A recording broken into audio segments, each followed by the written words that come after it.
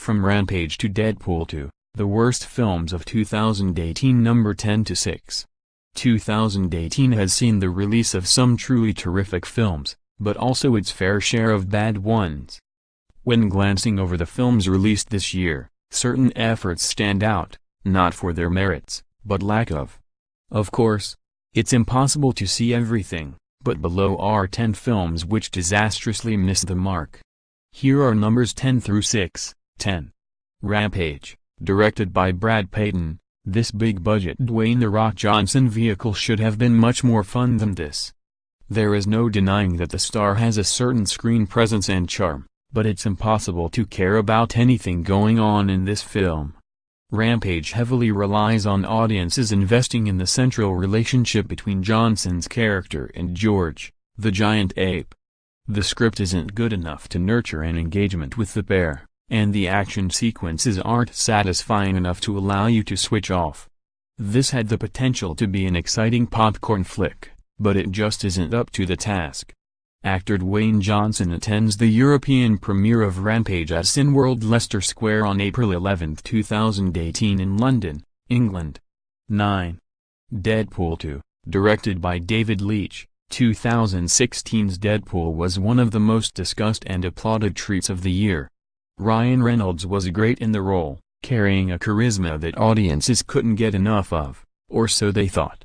There were plenty of laughs in the first film, which was a delightfully entertaining romp of cartoonish immaturity and sleaze. It was a welcome subversion of the superhero genre, but sadly the sequel failed to recapture any of the magic of the original. Besides the odd joke, almost none of the humor lands. The narrative is bloated and Julian Dennison is criminally underused.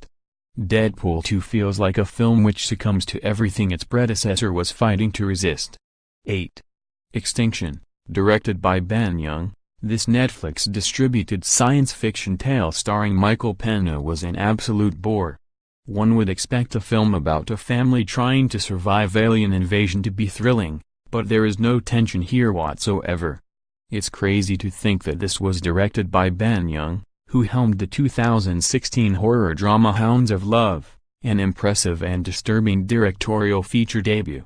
Here we have an uninspired, unconvincing Shyamalan-esque tale, packed with twists which should work, but are sadly crippled by the dull execution. Actor Michael Pena arrives for Netflix's Narcos, Mexico Season 1 premiere in Los Angeles, California on November 14, 2018. Narcos, Mexico launches globally on Netflix on Friday. 7. The Field Guide to Evil, directed by Calvin Reeder et al., the first horror anthology film on this list, makes for infuriating viewing. Most films of this type end up being a mixed bag. Some of the segments usually work, whereas others ooze failure. Here, there aren't really any highlights. However, the most aggravating thing about this collection of work is that it is stunningly shot, and some of the imagery on display is astonishing. Sadly, it doesn't help that the stories range from rushed to tediously elongated, not exactly a good characteristic of a short. 6. Nightmare Cinema, directed by Joe Dante et al., yet another horror anthology piece. Nightmare Cinema is an absolute slog, and all but one of the segments are pretty terrible. One of the shorts is an intriguing piece, and provides exactly what one would expect from a film titled as such.